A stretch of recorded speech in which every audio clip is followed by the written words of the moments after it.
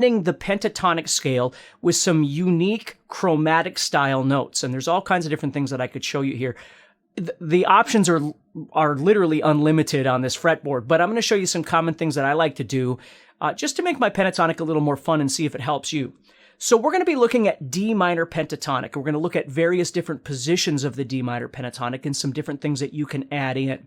But before we get started, what I want you to understand is you always want to be able to see the main position itself without all of these additions, because you want to be able to go back to the bare bones scale or bare bones position that you're seeing at any time. So as we add all these notes, it doesn't mean that you're going to use them all the time. They are merely options for you to sort of get more creative with your playing. Okay? So let's just go up to the 10th fret and play the first position of D minor pentatonic, which would look like this. Now, needless to say, you probably should know your positions fairly well before you start this lesson. So I'm just playing the first position of D minor pentatonic. So the first adjustment we're going to make is a very common adjustment that you see players do, where we're going to take the first three strings, first, second, and third strings, and instead of playing 10, 12, 10, 13, 10, 13, we're going to expand that into a 3-note per string symmetrical pattern. So we're moving this. So I'm playing 10, 12, 13. You might use your first, third pinky. You might use your first, second, third, whatever works for you. Okay, now there's two ways that you can always approach these sorts of things. When you create symmetry on the fretboard, it tends to lend itself very well for speed picking, but it doesn't mean that the point of it is to play it fast. You might play it slow and do something with it too. So if I took this, whatever it is, and start creating patterns out of it, or maybe I, instead of picking everything, I do something more legato. Or I don't do anything fast at all. I just play it.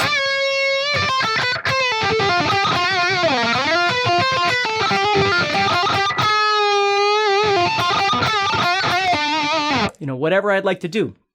But that's a great expansion if you've never done that before, is just adding in some notes there to turn that into a 3-note per string pattern. And of course, you could play this in any key. We're just looking at D minor pentatonic today. So the next step is to expand the 5th and 4th strings as well. Instead of just playing 10, 12, we're going to have the option of playing 10, 11, 12.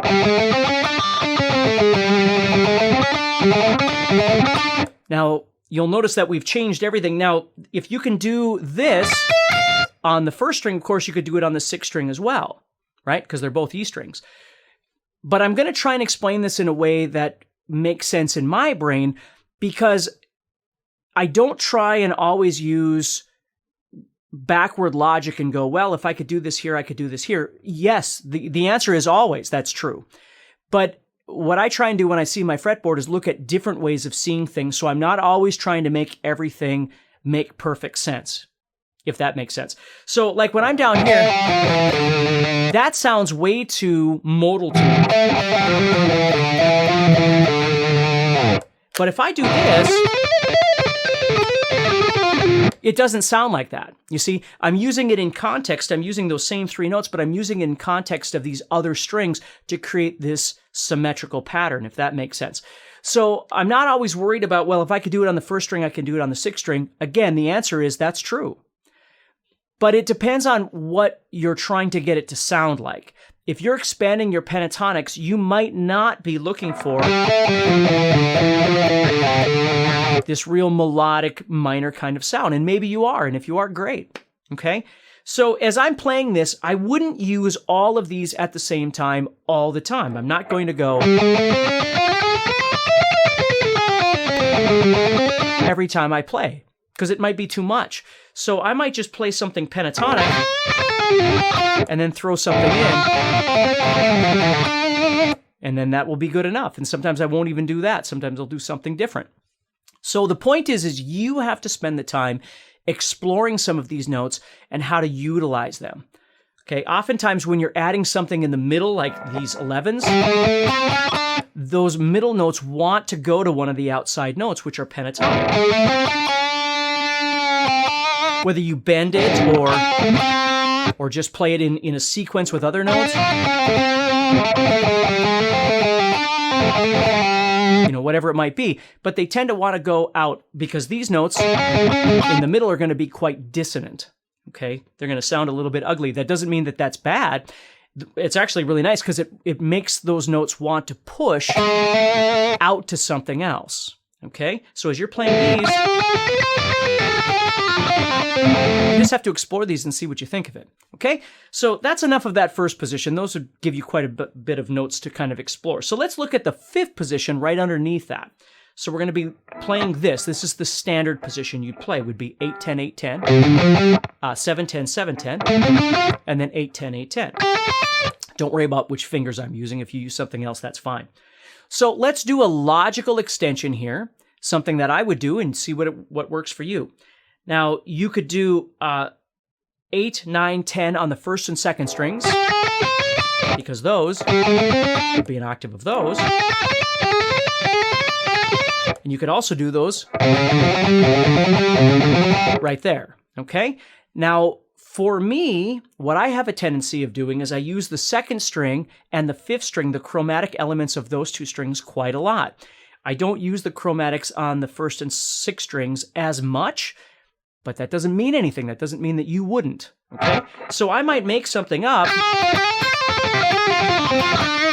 where I would do something like that, where I'm using the 8, 9, 10 to make something in between it. And then jump up into the first position and start doing something. Or move from here and do something like that, okay? So the 8, 9, 10 is really big for me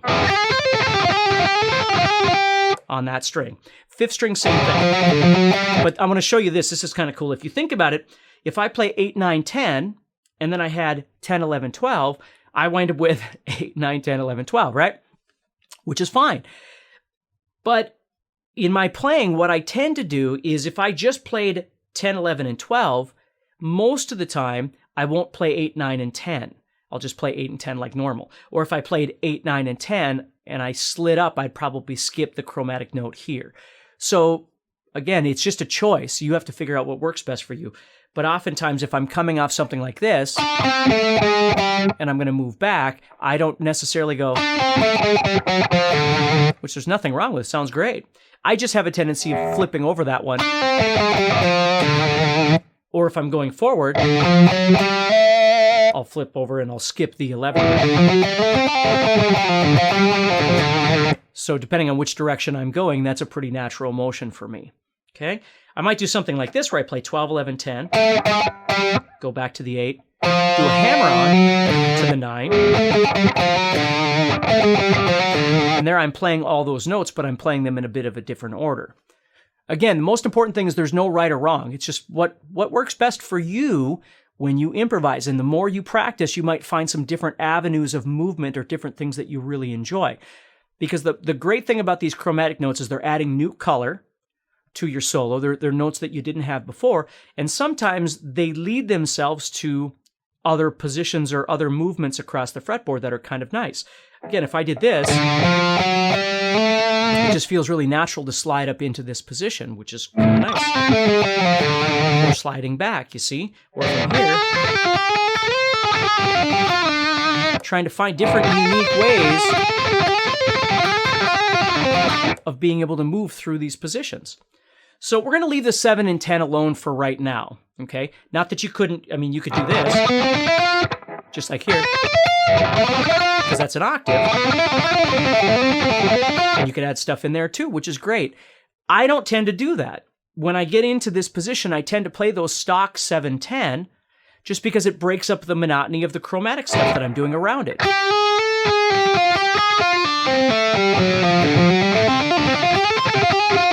Doesn't make it right or wrong, just telling you what I do, okay? See what works for you. That's always the most important thing, is what's going to work for you, okay? So now we're going to move back. We're going to move into the fourth position. Now we've got 5-8, 5-8, 5-7, 5-7, 6-8, 5-8. And hopefully you know that position already. Now this position's a little bit more awkward, so I'm going to show you a couple of different things that you can do here. The standard thing to do would be on the 5-8, or excuse me, 5-7, 5-7 of the third and fourth strings, add something in between. That'd be a really common place to put it. So if you're playing, here's your D, your root.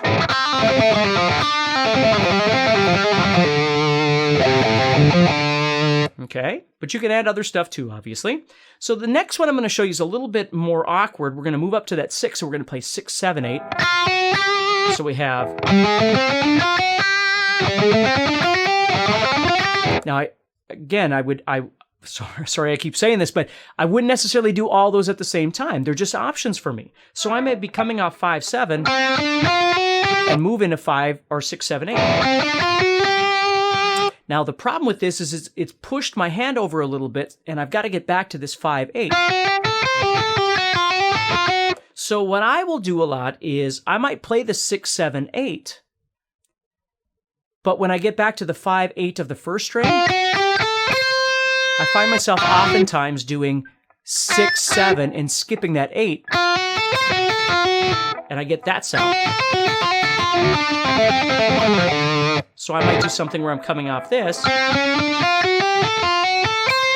that's a really common thing for me to do is I'll play 5, 6, 7, 5, 6, 8, and then I'll do 5, wrap around to the 6, 7, and then go back like that, which leads me up here to do whatever it is I want to do up there. So again, you trying to figure out what's the best way of moving across the fretboard with these ideas. Now let's move into the third position here. So the third position, we've got 3, 5, 3, 5, 3, 5, 2, 5, 3, 6, and 3, 5. Most important thing here, this 3, 4, 5 right here. Now you could play 3, 4, 5 here. There's a lot of cool stuff you could do there as well, right? Which is kind of just repeating the same ideas that we've done before. But if you try and look for logic in all these things, you're going to go, well, when he played it up here, he did this, but when he was down here, he did this. That's because, again, I'm not trying to make everything the same. These are just ways I move around the fretboard doing different things. So if I'm down here, you know, I'm looking for something interesting to do here and then to connect into this position, to connect into this position, and so on as I move across the fretboard. But I want to show you something else really cool that you can do in this position, and then I'll let you go because that's probably enough to start with. So when we're on the D here with our third finger, a really fun pattern that I like to play, it's a little bit hard to play if you've never done this before, but you're going to play 5, and then on the next string, you're going to play 3, 5, 6. Now that's different, right? I just showed you this. Well, this is a little different, so now I'm playing. And then on the next string, I play 2, 5, 6. So I have... And then I play 3 on top on the second string there. So that's a pattern that I'll go into a lot in this position, whether it's an octave up or which sounds pretty cool. Takes a little while to get used to, but these are all just different ideas. The most important thing for you is sometimes you need to break out of the normalcy of what you're always practicing. Like sometimes when we practice, we sit, we play through scales all day long, up and down, which is great. But at some point, we have to start learning how other players sometimes morph ideas into something new to try and create something that's a little bit different for them and for the listener. Because if you're never doing anything different, it gets old, right? So it's nice to try and find some different, unique things that you can do. So there's no right or wrong to any of these things. It's just trying to figure out if it's something that expands the way you think about it and makes your playing more enjoyable and makes the journey a little more interesting. So take care, practice hard, and I'll talk to you soon.